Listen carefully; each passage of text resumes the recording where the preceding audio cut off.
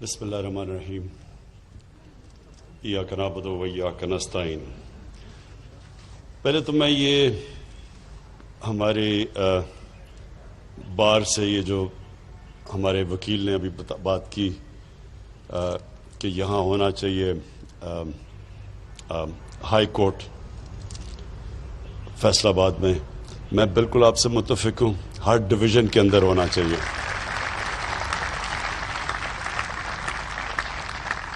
Government کی primary ذمہ داری کہ ان کی عوام کے لیے وہ سہولتیں پیدا کرے، ان کی زندگی آسان کرے، یہ ہوتی ہے گورنمنٹ کی ذمہ داری۔ تو میں تو بالکل اس میں بلیو کرتا ہوں کہ ہم ڈیوالو کریں، لوگوں کو دور دور جانا نہ پڑے، گھر بیٹھے بیٹھے ان کو چیزیں ہوں جو انشاءاللہ جو لوکل گورنمنٹ سسٹم ہم نیا لے کے آ رہے ہیں، یہ پاکستان کی تاریخ میں سب سے بہترین، سارے ہم نے اپنی ماضی کے تجربے جو لوکل گورنمنٹ کے دیکھ کے تو ایک ایسا سسٹم لے کے آ رہے ہیں کہ آپ سب کو خوشی ہوگی کہ پہلی دفعہ آپ کے جو شہر ہیں، فیصل آباد مثلا جو شہر ہے، یہ کبھی بھی ایک ذہن میں ڈال لیں کہ ایک پروونشل ڈیولپمنٹ فنڈ سے یہ کبھی شہر ٹھیک نہیں ہو سکتا۔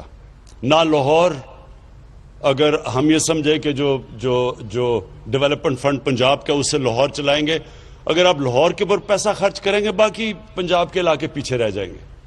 ساری دنیا کے اندر جو شہر ہوتے ہیں جو کامیاب، میں آپ کو دنیا کے ماڈلز بتا رہا ہوں کہ لنڈن ہے، نیو یارک ہے، پیرس ہے، بلکہ تہران میں نے جو جا کے دیکھا، اور بلکہ اب ممبئی کے اندر بھی وہی سسٹم ہے۔ سب شہروں کے اپنے، اب وہ شہر اس طرح چلتا ہے جس طرح ایک ملک چل رہا ہے، اس کا اپنا میئر ہوتا ہے، الیکٹڈ میئر ہوتا ہے، جس طرح لنڈن کا میئر الیکٹڈ ہے، اس کی پھر پوری کیبنٹ ہوتی ہے، تو سارے لنڈن کے مسئلے لنڈن میں حل ہوتے ہیں، اور وہ پھر اپنے پیسے اکٹھے کرتا ہے۔ اب فیصل آباد جیسا شہر پاکستان کا امیر ترین شہر ہے، لیکن اس کو ڈیپینڈ کرنا پڑتا ہے پنجاب سے۔ جب گورنمنٹ سے پیسے آئیں گے تو تب سڑکیں ٹھیک کریں گی، تب ہاسپٹل بنیں گے، تب یونیورسٹی بنے گی۔ ایسے ماڈرن سٹیز نہیں چلتی۔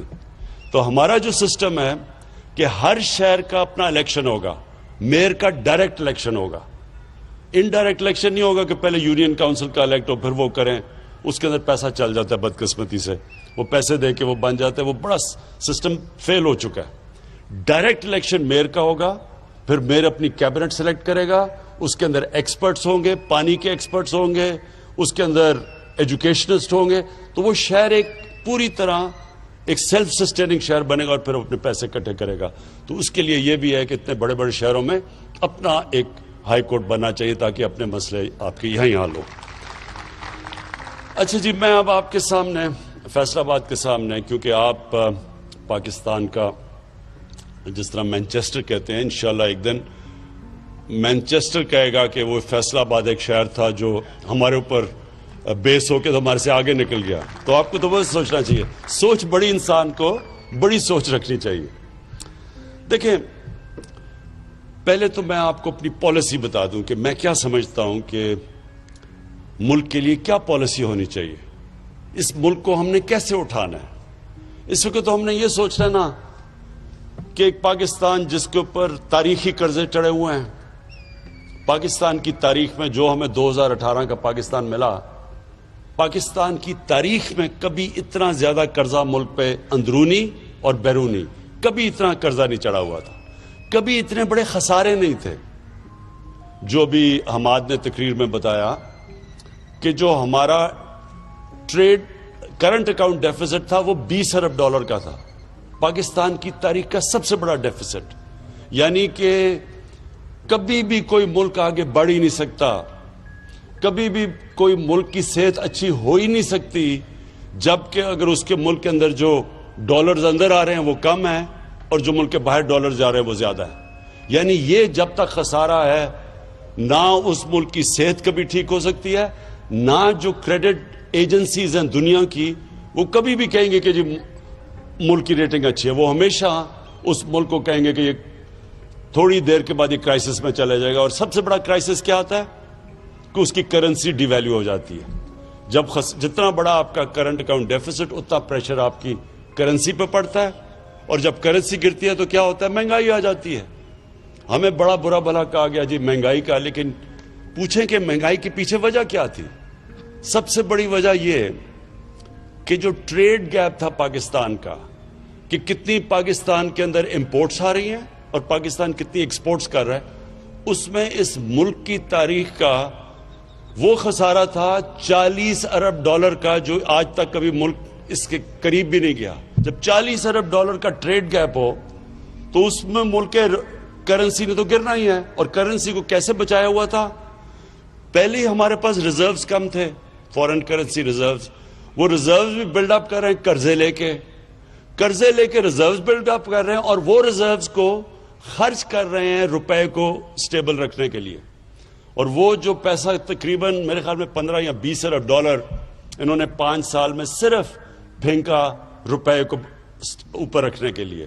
اس سے کہ آرٹیفیشلی روپے کو اوپر رکھا, ریزروز بھی اپنے ضائع کر دیے, اور سب سے زیادہ نقصان اپنی ایکسپورٹرز کو اور اپنی انڈسٹری کو پہنچایا. کیونکہ امپورٹ سستی ہو گئی ہیں, ایک تو انڈسٹری ادھر مار کھا گئی, اور جب ایکسپورٹس مہنگی ہو گئی تو ایکسپورٹس ہو نہیں رہی تھی, تو ہماری ایکسپورٹس بھی گر گئی. تو جو ہمیں پاکستان ملا تھا وہ سب سے مشکل حالات میں, اور یہ بالکل ٹھیک کہہ رہا ہے کہ اسد عمر نے مجھے جب فائنانس منسٹر تھے تو انہوں نے مجھے بتایا کہ ہم لوگوں کو بتا نہیں سکتے کہ ہمارے پاس پیمنٹس دینے کے پیسے نہیں ہیں, کیونکہ اگر لوگوں کو پتا چل جائے گا تو روپے کے اوپر رن ہو جائے گی, یعنی روپے اور گر جائے گا. اس لیے ہم بڑے مشکل وقت سے گزرے تھے, اور ہمارے باہر کے دوستوں نے ہماری اس وقت مدد کی جس کی وجہ سے ہم ڈیفالٹ سے بچ گئے. اور ڈیفالٹ آپ کو پتہ ہے, ڈیفالٹ کا مطلب یہ ہے کہ روپے کے اوپر سیدھا پریشر روپے پہ جانا تھا, ہماری باہر ٹریڈنگ رک جانی تھی, ایکسپورٹس رک جانی تھی, اور روپے نے اور مزید گر جانا تھا. تو اللہ نے ہمیں اس بڑے مشکل وقت سے نکالا. اور آج جو جدھر ہم کھڑے ہیں, میں صرف اس سے پہلے آپ کو اپنی فلسفی بتا دوں. دیکھیں, ہم جب بڑے ہو رہے تھے, اسکولوں میں تھے 60s میں, تو 60s میں پاکستان ایک مثال دیا جا رہا تھا ڈیولپمنٹ ورلڈ کے اندر, کہ ہمارا پاکستان کا ماڈل بتایا جاتا تھا دنیا کو کہ یہ دیکھیں, یہ پاکستان کو دیکھیں کہ کیسے ترقی کر رہا ہے. ملیشیا, ساؤتھ کوریا, جو ساؤتھ کوریا آج دیکھیں کدھر پہنچ گیا, انہوں نے پاکستان کا جو فرسٹ 5 ایئر ڈیولپمنٹ پلان تھا, انہوں نے اس سے سیکھا تھا. اور پاکستان کی دنیا میں عزت کیوں تھی؟ کیوں دنیا میں جب پاکستان کا پریزیڈنٹ جاتا تھا امریکہ, تو امریکن پریزیڈنٹ ایئرپورٹ پہ اس کو ریسیو کرنے آتا تھا. اور پاکستان کی ایک دنیا کے اندر ایک سٹیچر تھا. اور وہی نہیں, ہمارے ادارے بھی مضبوط تھے, ہماری جو ہاسپٹلز تھے, ہماری یونیورسٹیز تھیں, ان کو ریکگنائز دنیا میں کیا جاتا تھا. اور میرے ساتھ ملیشیا کے شہزادے آ کے ایچ ایس این میں پڑھتے تھے, مڈل ایسٹ سے لوگ یہاں آیا کرتے تھے. آج جو دبئی لوگ چھٹیاں بنانے جاتے ہیں, دبئی کے جو شیخ تھے وہ کراچی اپنی چھٹیاں بنانے آتے تھے. تو پاکستان کا ایک مقام تھا. ہم کیسے نیچے آئے, یہ بڑی دکھ بھری کہانی ہے, لیکن اس کی ایک بہت بڑی وجہ میں آپ کو بتاتا ہوں کہ ان دنوں میں رائٹ لیفٹ کی پالیٹکس تھی, ان دنوں میں کولڈ وار پیک پہ تھی. پاکستان میں ایک پوری لیفٹسٹ موومنٹ چلی ہوئی تھی, سوشلسٹ موومنٹ. اور جب 1970 کے اندر جب ذوالفقار علی بھٹو جیتے تو انہوں نے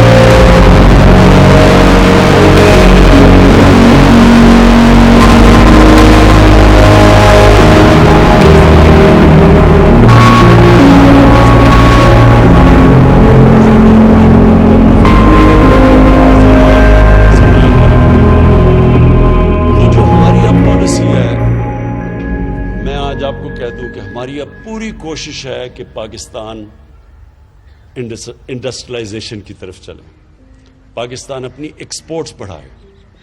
گورنمنٹ کا کام اس کو فیسیلیٹیٹ کرنا ہے, ان کے لیے آسانیاں پیدا کرنا ہے.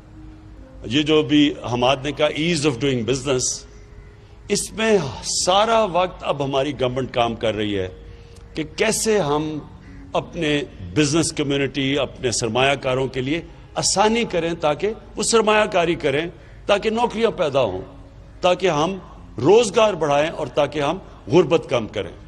تو یہ جو سائیکل تب ہوگا جب ہم اپنی انڈسٹریل کلاس کے لیے آسانیاں پیدا کریں گے. تو ایک تو وہ بھی ہم کر رہے ہیں. ایف بی آر کے اندر اس وقت مسلسل ایک ریفارم پروسیس چل رہا ہے, آٹومائزیشن کی طرف جا رہے ہیں, ٹیکنالوجی کو استعمال کر رہے ہیں تاکہ یہ جو بیچ میں سے یہ جو ہیومن انٹریکشن کم ہو, تاکہ جو رشوت لی جاتی ہے اور جو ہراسمنٹ کی جاتی ہے وہ کم ہو. تو یہ مسلسل اب ہماری ایک جدوجہد چل رہی ہے. جو ہم نے انسینٹیوز دی اپنی ایکسپورٹرز کو, مجھے بڑا اللہ کا شکر کرتا ہوں کہ اس کا نتیجہ آ گیا, ہماری ایکسپورٹس بڑھنی شروع ہو گئی ہیں. ہم ایک مشکل وقت میں, یعنی یہ جو کرونا کا جو یہ پچھلے 6 مہینے گزرے ہیں, ساری دنیا کے اوپر ایک مشکل ترین وقت سے دنیا گزری ہے. اس سے اللہ کا کرم ہے کہ ہم نے جو فیصلے کیے اس مشکل وقت میں, ہم نے اپنے غریب لوگوں کو بھی بچا لیا, یعنی بچا لیا بنسبت باقی ملکوں میں جو ہو رہا ہے, جو ہندوستان میں ہو رہا ہے. اس وقت ہندوستان میں غربت بڑی تیزی سے اوپر گئی ہے.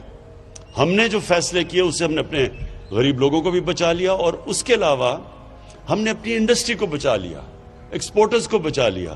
اور یہ ہمارے فیصلے اس لیے بہتر ہو گئے کہ مسلسل ہم نے بیلنس کرنا تھا کہ ایک طرف لوگوں کو کرونا سے بھی بچانا تھا, دوسری طرف اپنے ملک کو بھی بچانا تھا, اپنی معیشت کو بھی بچانا تھا, اپنے انڈسٹری کو بھی بچانا تھا. تو یہ اس کے لیے میں اپنی ٹیم کو خراج تحسین پیش کرتا ہوں. جو کرونا کی ہماری جو NCOC بنی ہوئی تھی, مسلسل ہمیں انہوں نے ایکسپرٹس کے ساتھ مسلسل ہمیں فیڈ بیک دیتے رہے, اس کے لیے ہمارے فیصلے اچھے ہوئے.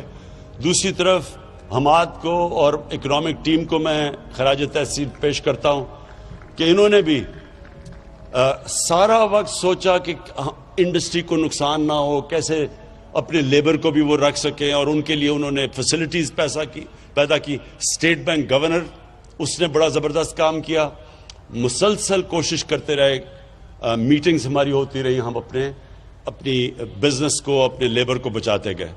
تو اس لیے آج یہ ٹھیک کہتے ہیں حماد کہ WHO نے, ورلڈ ہیلتھ آرگنائزیشن نے آج پاکستان کی مثال دی ہے کہ وہ چند ملکوں میں سے جنہوں نے سب سے بہترین نیویگیٹ کیا کرونا کے دنوں میں.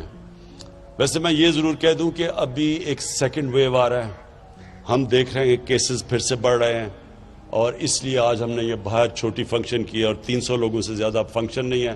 اور میں جنہوں نے نہیں ماسک پہنے ہوئے, میں سب کو کہوں گا کہ پلیز یہ ماسک پہنیں, کیونکہ یہ اللہ نے ایک دفعہ ہمیں بچا لیا ہے. احتیاط کر کے ہم کوئی چانس نہ لیں کہ ہماری اگر یہ خدا نہ خواستہ تیزی سے اگر یہ پھیل گئی اور ہمارے ہاسپٹلس پہ پریشر پڑ گیا تو ہمیں پرابلمز آئیں گے پھر اکانومی کے اوپر اور پھر غربت کے اوپر. تو اپنی میں انڈسٹری کو آخر میں جو آپ کو آج خاص طور پہ یہاں آیا, ایک تو مجھے بڑی خوشی تھی کہ میں جب یہاں الیکشن سے پہلے آیا تھا تو پاور لومز بند ہو رہی تھیں, کئی فیکٹریاں بند ہو رہی تھیں, اور وہ ریل اسٹیٹ کی طرف جا رہی تھیں, اور بڑا مشکل حالات تھے فیصل آباد کے. تو مجھے بڑی خوشی تھی آج جب میں نے اپنے یہ MPs اور MNA سے پتہ چلوایا, انہوں نے کہا جی آج کل لیبر نہیں مل رہی ٹیکسٹائل کی. تو مجھے بڑی خوشی ہوئی اس چیز کی کہ شکر ہے ہماری روزگار بڑھ رہا ہے. مجھے ایک اور بھی میٹنگز کے اندر بڑی اچھی بات آج سجیشن دیا گیا, اور میں اپنے چیف منسٹر کو یہ کہوں گا کہ ہمیں اب سکلز, ٹیکسٹائل سکلز کے لیے انسٹیٹیوٹس بنانی ہیں تاکہ ان کو ٹریننگ کروائیں, کیونکہ آپ کو ویلیو ایڈنگ کے لیے بھی آپ کو لیبر چاہیے. تو وہ لیبر کے لیے, اس کے لیے, کیونکہ جو سکل ٹیکسٹائل کا اب جو لیبر ہے, جو ورکر ہے, وہ اب اس کی ڈیمانڈ بڑھ گئی ہے اور وہ مل نہیں رہا. تو اس لیے ہمیں اس کو بھی کرنا چاہیے, کیونکہ انشاءاللہ ہم جیسے جیسے ہماری ایکسپورٹس بڑھیں گی, اور میں آپ کی جس طرح حماد نے بھی آپ سے سب سے اپیل کی کہ مزید اور آپ انویسٹمنٹ کریں, اور انویسٹمنٹ اس سوچ سے کریں اور بے فکر ہو کے کریں کہ یہ اب آپ کے پاس ایسی گورنمنٹ آئی ہے جس کا کام ہے آپ کے مسئلے حل کرنا, جو ایسی گورنمنٹ آئی ہے جس نے آپ کے لیے ایک سٹیبلٹی دینی ہے, ایک ایسی پریڈکٹیبلٹی دینی ہے کہ آپ جو بھی اپنی انویسٹمنٹ کریں آپ کو یہ فکر نہ ہو کہ ایک دم کوئی ایسی پالیسی چینج ہوگی جو ایک دم آپ کی انڈسٹری کو افیکٹ کرے گی. ہمارا کام ہے آپ کی انڈسٹری کی مدد کرنا, کیونکہ اس سے ایک آپ روزگار لوگوں کو دیں گے, اور دوسرا ویلتھ کریٹ کریں گے. ملک میں جتنی آپ دولت بڑھتی جائے گی, ملک میں آسانی ہوگی اپنے قرضے واپس کرنے میں. ہمارے اوپر ایک تو قرضوں کا پہاڑ چڑھا ہوا ہے, اور وہ تب ہی ہم اتار سکیں گے جب انڈسٹریلائزیشن ہوگی, اور جس سے ویلتھ کریشن ہوگی, پیسہ آئے گا ہی تو ہم قرضے واپس کریں گے. تو اس لیے ہماری یہ پالیسی ہے کہ ہم آپ کو پوری طرح سپورٹ کریں گے, فیسیلیٹیٹ کریں گے, آپ کے لیے آسانیاں پیدا کریں گے. فیصل آباد وہ شہر ہے جو کہ پاکستان کی انڈسٹریل سٹی ہے, جس کے لیے انشاءاللہ آپ دیکھتے رہیں گے کہ ابھی سی ایم پنجاب سے بھی بات ہو رہی تھی کہ آپ کے لیے آپ کی سڑکوں کا جو بھی حال ہے اس کو انشاءاللہ اس میں بھی انویسٹ کریں گے. کراچی ہمارا ہے, اس کے لیے ہم نے بڑا پیکج تیار کیا ہوا ہے, کیونکہ یہ نہیں کہ فیصل آباد نے مجھے ووٹ دی اور کراچی نے مجھے ووٹ دی, اس وجہ سے نہیں, کیونکہ آپ پاکستان کے انڈسٹریل ہبز ہیں. آپ اوپر جائیں گے تو پاکستان اوپر جائے گا. تو اس لیے ہماری پوری کوشش ہے آپ کی مدد کرنے کے لیے. وہ اور بات ہے کہ آپ میں ماشاءاللہ اتنا شعور تھا کہ آپ نے صحیح پارٹی کو ووٹ دے دی, لیکن اس کے باوجود ہم اس لیے کریں گے کیونکہ ہماری اس وقت انڈسٹریلائزیشن, یہ 1960s کے بعد یہ پہلی دفعہ وہ گورنمنٹ آئی ہے جس کا مین پالیسی, اس کا فیصلہ کیا ہوا ہے ہم نے کہ ہم نے پاکستان کو انڈسٹریلائز کرنا ہے. تو جو بھی آگے پالیسیز بنیں گی آپ کے ساتھ مشاورت میں بنیں گی. ہم کانسٹنٹلی آپ کے ساتھ مشاورت اس لیے کریں گے کہ آپ کی ان پٹ آئے گی تو ہم آپ کی رکاوٹیں دور کرتے جائیں گے.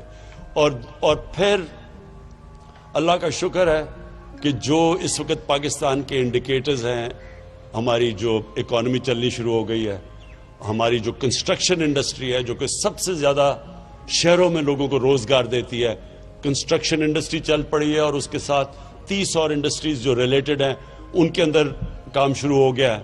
اور کنسٹرکشن انڈسٹری کو جو پیکج دیا وہ بھی پاکستان کی تاریخ میں پہلی دفعہ ایک اپنی کنسٹرکشن انڈسٹری کو اس طرح کا پیکج دیا ہے. تو کنسٹرکشن انڈسٹری, ٹیکسٹائل انڈسٹری, اور اس کے علاوہ جو ہم نے اپنے ورکرز کو اب ٹرین کرنا ہے, لیبر کو ٹرین کرنا ہے تاکہ وہ بھی ویلیو ایڈڈ ہو. وہ بھی مجھے پتہ ہے کہ پرابلمز آ رہے ہیں ہماری اب انڈسٹریلائزیشن کے اندر, تو وہ ساتھ ساتھ ہمارا چلے گا. ہم نے اپنے جو بینکنگ سیکٹر ہے, جو ہم نے اسٹیٹ بینک آف پاکستان ہے, کبھی بھی اسٹیٹ بینک نے اس طرح کی اپنی انڈسٹری کی اور کنسٹرکشن سیکٹر کی مدد نہیں کی جو آج وہ کر رہا ہے. وہ بھی کانسٹنٹلی آپ کو فیسیلیٹیٹ کر رہا ہے آپ کے لیے آسانیاں پیدا کرنے کے لیے. اور میں آخر میں آپ سب کا شکر گزار ہوں. میں جو پاکستان کی جو انڈسٹریلسٹ یہاں بیٹھے ہوئے ہیں, آپ کو پھر سے آخر میں شور کرتا ہوں کہ ہمارا اب انٹرسٹ یہ ہے کہ آپ جس طرح ایک دفعہ 60s میں انڈسٹریز کو پوری طرح پروموٹ کیا گیا تھا اور اس کی وجہ سے پاکستان آگے نکل گیا تھا سارے خطے میں, اسی طرح اب بھی ہم آپ کو کریں گے. میری ریکویسٹ صرف آپ کو یہ ہے کہ جو آپ کا لیبر ہے, جو مزدور ہیں, ان کا ساتھ ساتھ جیسے جیسے آپ کی حالت بہتر ہوتی جائے, مزدوروں کو آپ نے نہیں بولنا, ان کے لیے بھی آپ نے ان کی بھی سیلریز کا آپ نے دھیان رکھنا. بہت بہت شکریہ.